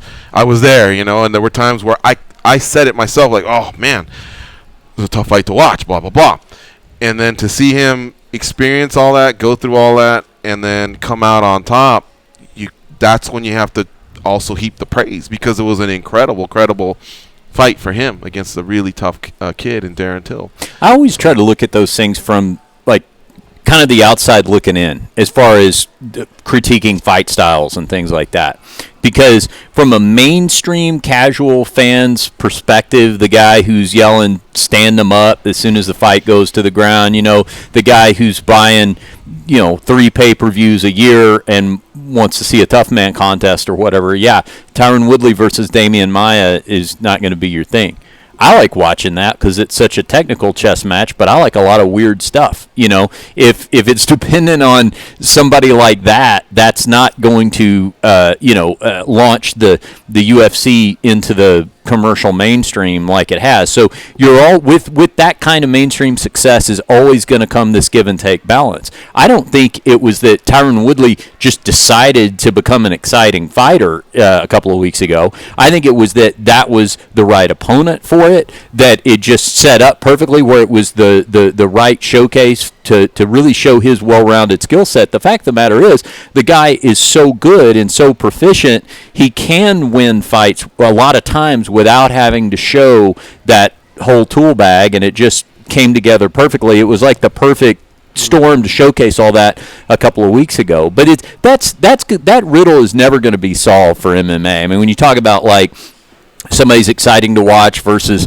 somebody's technical and maybe not the most exciting thing to watch if you don't necessarily know what you're watching. I mean, it's like jazz versus pop music or something. One's got a much broader appeal than another for a good reason, but I submit there's room for both. So I as much as I loved seeing what he did a couple of weeks ago, it wasn't like, oh, here's this guy I've been waiting for. It's just like, oh yeah, this was a great, more mainstream. He's getting into music now, so he'll understand this analogy. It's like he basically had a hit single. He's a guy who's been putting out great albums for years, and all of a sudden he really landed a hit single that's all over the radio now. Getting a lot of new fans. Maya and Wonder Boy are just such bad matchups for just about anybody. Yeah. But the thing is, and I think you bring this up a lot, is people have had exciting fights against those people. It's not right. impossible. Yeah. But the other thing is, when you work so long as Tyron Woodley has to get to the top, all you want to do is protect that. And you think about your kids, your family, and those paychecks that are coming in that are allowing you to do all these things that you couldn't do. And if it means a couple people aren't going to like you, I think right, I but still do. all I ask is that the athletes understand that in our description of saying, well, that wasn't my favorite fight of all time, or the others that say it sucked, that's their opinion. Some paid for it, some cover it, or whatever.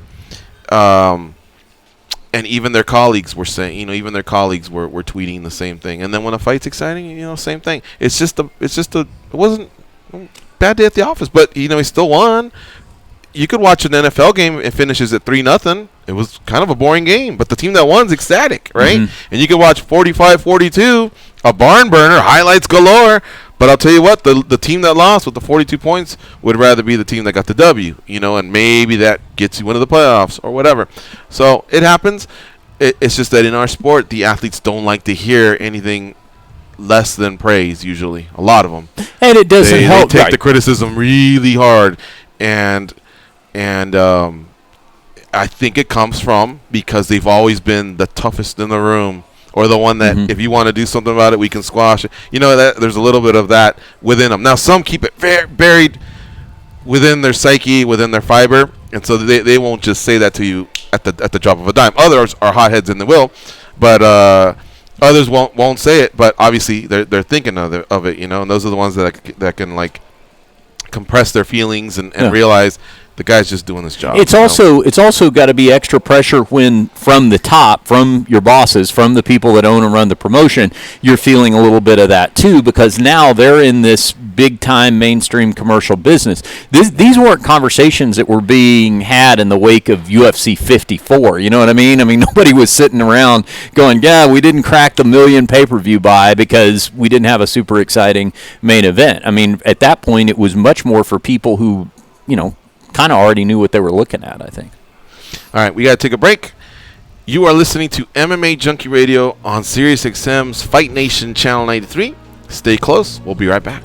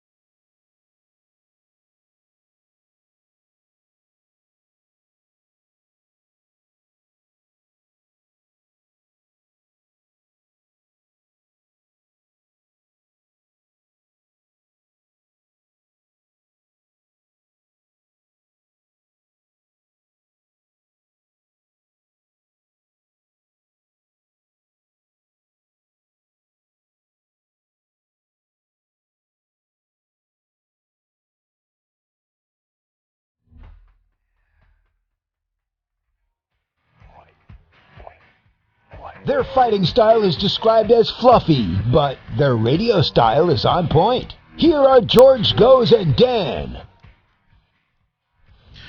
Today, after a great weekend of college football, the number one place to hear about your school is on the SiriusXM Conference Channel, college conference channels. Hear from your favorite team's coach and our analysts as they react to your school's Week 3 performance. It's all on SiriusXM ACC Radio Channel 371, SiriusXM Pac-12 Radio Channel 373, SiriusXM SEC Radio Channel 374, and streaming on your phone or at home on SiriusXM connected devices and speakers. All right, let's do the daily debate featuring the co-host of the Phone Booth Fighting Podcast, Richard Hunter. He, along with Frank Mir, dropping 2 per week now. Yes. And you can catch them on iTunes, where I would like for you to help them out just like you help our show out. Leave them a review. 5 stars helps out algorithm. Tell them how you feel about the show. And I'm sure, just like us, they love to hear where you're from, how you listen to it, what you think. We like would. That, yeah. Thank you for that. Texas. Maybe just don't leave any. No, just either one guy from Texas. Houston, Texas. Yeah, you might not get too much love there. Yeah, but that's okay. You know what? Message us. We'll have fun with it on the air. Frank and I love a dissenting debate, so it's all welcome. All right, let's do this debate here. Here's the question, guys. Both MMA and boxing are slated to have rematches between legends later this year. Are you looking forward to #Liddell versus Ortiz 3 and Mayweather versus Pacquiao 2? Here are your options. Just Liddell Ortiz 3, just May-Pac 2, both, or neither. Dan Tom, lead off. Man, this is tough. I was excited for the original Mayweather Pacquiao, but I wasn't really asking for a second one. The first one wasn't that great, and neither guy are really the same guy who, if you were a fan of either of them, even think you can objectively say the same. They're not really the same guys anymore. And I think, the same thing goes for Tito and Chuck as well. And much respect, legends, not against them, getting paid and doing what they love to do and what they're passionate about. But I guess I got to be honest, neither. Oh, wow. Okay, neither. Okay.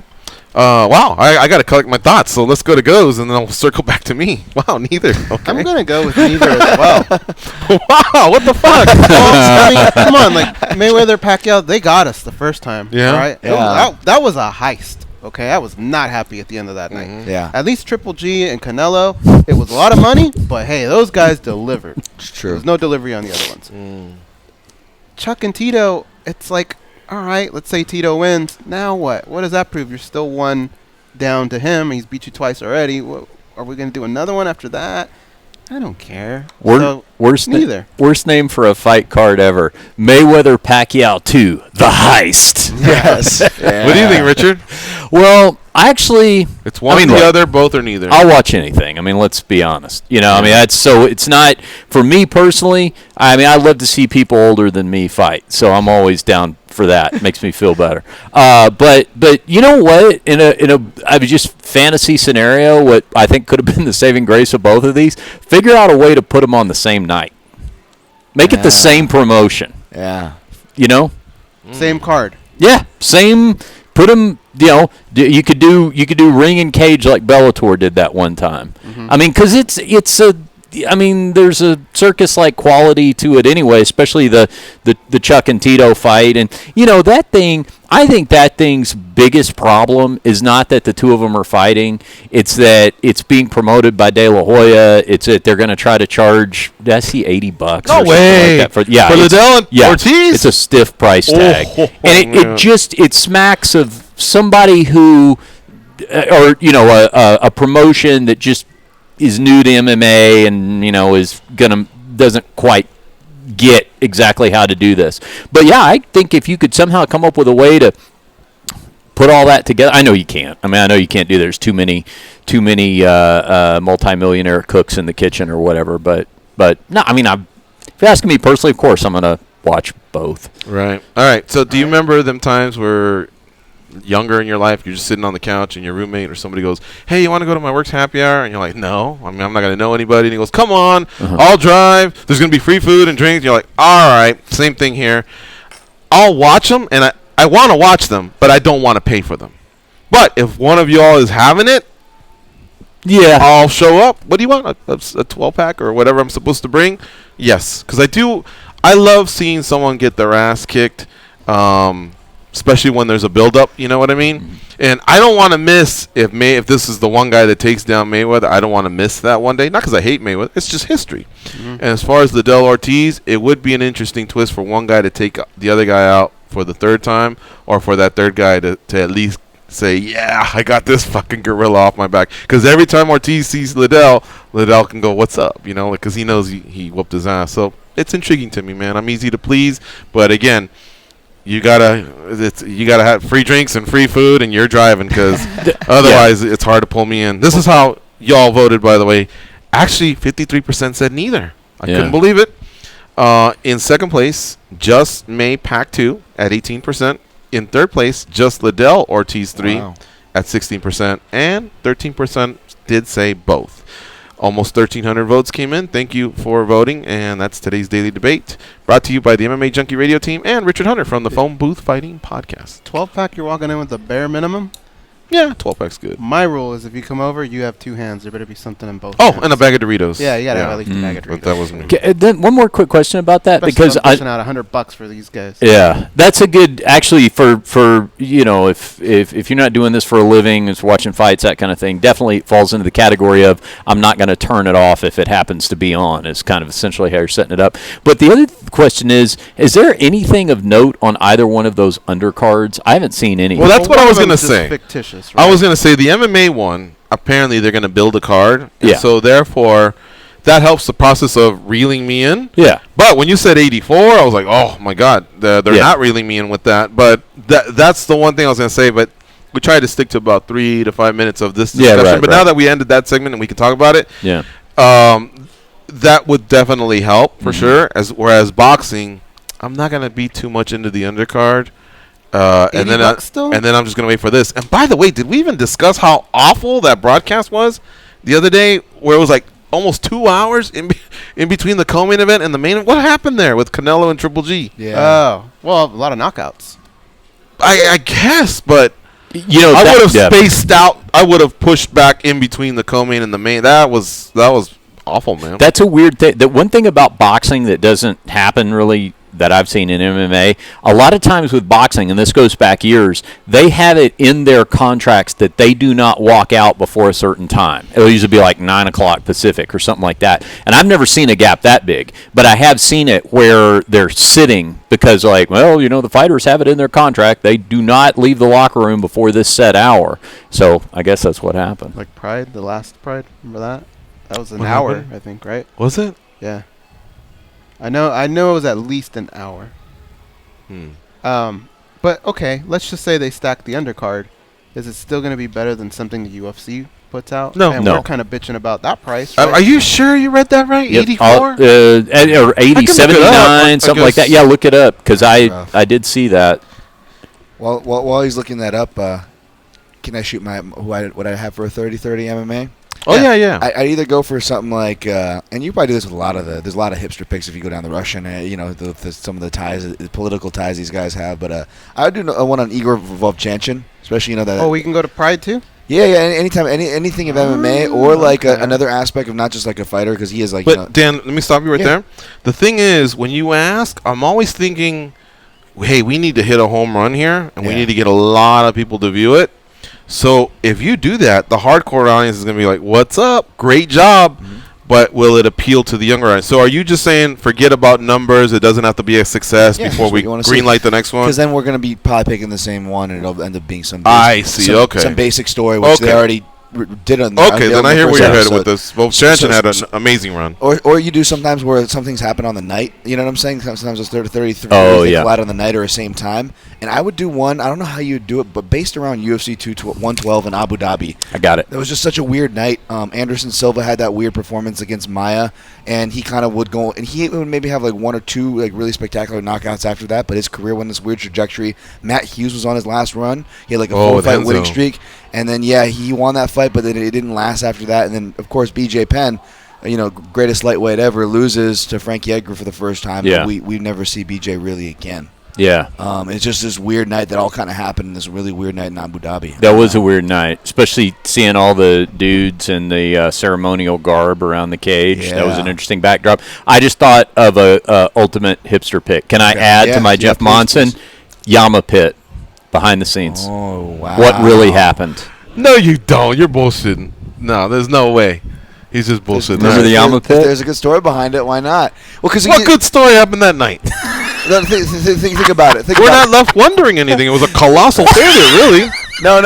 Like yours, you know what? What? I would want to fast forward to the end to see Dana's conversation with Anderson. Remember, he pulled him into the trailer or something like that, and there was like a threat. Right. Yeah. So that right there is what I would be looking forward to. With Monson, I'd be looking forward to forget the career. That's Russia. Yeah. Whatever's happening now. Citizenship and all that.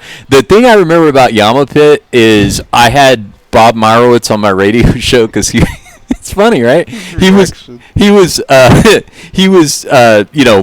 promoting he that. hooked me in. I'm sitting there going, "This is gonna be good." He was promoting that. And what I remember was that there was all this buildup of what is the Yama Pit, and it was no one could see what the Yama Pit was, right? It was this secret, like super futuristic structure, and then there were like leaked photos. Like somebody on Twitter, we got the first photo of the Yama Pit, and you're envisioning this like at a copper mine or something, like some giant hole in the ground these guys are going to fight in, and then you turn on the pay-per-view and it's basically they're fighting in a baby pool. Yep. Like there was a little embankment on the edges, which all that did was cause guys to slip. Mm-hmm. Their ankles. I had a buddy that built it up so bad too. He's like, "Dude, people are gonna get fucked up during this watch. They're gonna bring back guys like Tank Watch." I was like, all right, I'm waiting. Yeah. I'm waiting. And no. Oh, we got one more. Yeah. All right. I think I know mine. All right, we'll do it when you come back. Let's do the last break. It's MMA Junkie Radio on Fight Nation 93 with Richard Hunter from the Phone Booth Fighting Podcast as our co-host.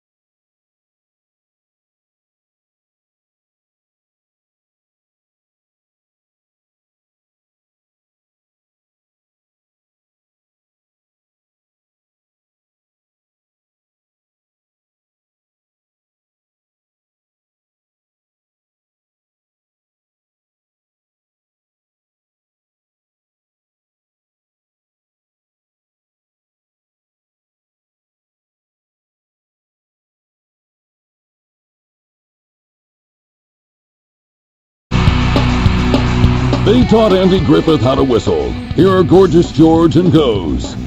SiriusXM has your chance to win a trip for two to ESPN's headquarters in Bristol. One grand prize winner will meet Mike Golick and Trey Wingo and be in the studio during their show. You'll record a radio promo in an ESPN radio, and you'll get a personalized tour of the ESPN campus. For official rules and to enter, go to SiriusXM.com/sweepstakes before September 26th. No additional purchases necessary. All right. Goes, what's your 30 for 30? I had to narrow it down, but I think it's going to end up being the night Kimbo Slice lost and everything that led up to it. Oh, with the Ken Shamrock stuff in the back? That's a good one. Petrozelli stepping in. Oh, yeah. What was going to do that? That's a good one. Or when Fedor lost to Verdun.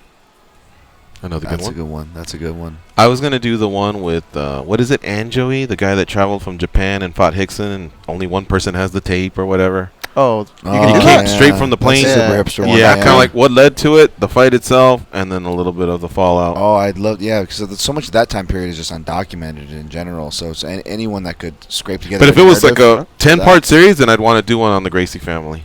Yeah. You need like a 10-part series for that. For just sure. All the rivalries, all the hate, all the love, and there's a bunch of them out there already. But still, I guess it sounded like you're saying like if we were the director. Yeah, I think Choke is probably still my favorite that's out there. And that's one of the Choke older is cool. ones. It's still one all toward the top of my list. Anything MMA wise that's been put out. Mm-hmm. What about a team? Aside from Team Alpha Male. Wow, team. I mean, Raw. I'd want a documentary on that, how it started and all that. I think AKA is really interesting lineage because you get like Shamrock, BJ Penn early on. Then you have the more known, you have the whole Fitch team, and then you have the more modern era of Kane and Cormier. They have a lot of different classes there, and you can say that about Jackson's too. I'll take Shoot the Box. Ooh, old good one. Yeah. How about you, Richard? No, I'm on a team. Yeah. Well, I would say actually I think they're doing one on Lion's Den. That's one of the first ones that would have because you'd have to go back to some interesting one, real old school. Or I'll tell you what, maybe a more modern one is God, why am I drawing a blank? Black Zillions. No, because something. Yeah, they came and went. Something weird happened with the not so much the. I mean, I think the story of their build up and their peak and everything is well known, but how the whole thing kind of fell apart. I mean, they were funded by the Glenn Robinson, so he was kind of a guy coming from the outside, as far as like funding a gym and all that kind of stuff. And it was, like you said, it was there and then it was gone, and there wasn't a lot of explanation as to why. So it might be an interesting story there. Good one, guys. I like it. Can I pitch a topic for tomorrow, just to tease it for tomorrow? Maybe the callers listening today's show, or they didn't get a chance to call in today with the Kid Yamamoto passing. We always talk about Mount Rushmore, and Mount Rushmore of Japanese MMA. I think would be a fun one to float out there. Men and women, or just men? Both, anything. If callers tomorrow want to tack it onto their call really quick, whatever they call in, just kind of give that, leave their quick four there. But give me one name of yours, just one name, not all four. One name. I'll give the most hipster one. I figured you have to go back, and everyone's thinking a lot of the same names, but you have to get someone from the Pancrase era. So probably. There's a couple names, but I'd say Matsukatsu Funaki. There's other guys. There's Sakuraba and Kid are probably in, right? Sakuraba's in. Sure. And the only female that can get in is Fujii. Megumi Fujii. So, but if you can do four men, Sakuraba. Gomi did a lot for Japanese MMA too. It may That'd be a tough one to overlook. Yeah. It may feel like double stacking, but I would have Gomi and Kid. But you know who I'd have my honorable mention? Like if we had a trail leading up to to this monument, it would be called the. Now I'm mixing up the names of all the Japanese Kazuo Masaki Trail. That's what I would call it. Be my honorable mentions, because that guy's put on so many battles from Dan Henderson at middleweight, schooling Paul Daly in the Strikeforce at Was he the one that battled George Santiago? Yeah, Dream. I mean, the guy's just so many generations of battles that guy put on. Like, oh my gosh. Yeah, that would be an interesting Sakurai one. did a lot. Sakurai is another one. Hayato. Could get it on the intervention. So Hayato Sakurai. Just want to float out there, but. Okay. Might have to look at some of the names. Vegeta. Big names. Well, I mean, I'm just throwing names. Yeah, okay. Yeah, no. Vegeta was one that I was thinking about too, just for like he was a spectacle guy. The rest, the wrestling background as well. Even though but we fell in love with Pride, anything Pride had to offer. So if Pride said Fujita, they made it so great that when anybody would argue, they go, he beat Fujita. But then you look at Fujita's record and go, oh well, a lot of people beat Fujita. Yeah. But Pride they sold that to you, and they right. made you feel like beating him was special, that he was special. And that's something that the UFC could learn from a little bit, but that comes from individualizing them and not just branding them all with one uniform. And plus, back then, there was a 3-month build up to a show, and now it's like every week. So difficult. But I guess the sport did have to evolve. All right, thank you, Richard Hunter, for stopping by. Thank you for having me. Check out Richard Hunter on the Phone Booth Fighting Podcast. He, along with Frank Mir, they drop their episodes twice a week. Check it out on iTunes. That's where I get it. And subscribe and leave a review. Remember, 5 stars helps that algorithm. Also, thank you to Tyron Woodley. Check out his single, I'll Beat Your Ass, on Spotify and iTunes. Give the champ some love. Thank you to him for his time. Tomorrow, I believe Gilbert Melendez will be on the show, and a few other guests. We'll have to work on that here in the next 24 hours. For Danny and Dan, happy birthday, everybody. Richard Hunter and Goes, I'm George. Have a nice day. Go out there and be a champion.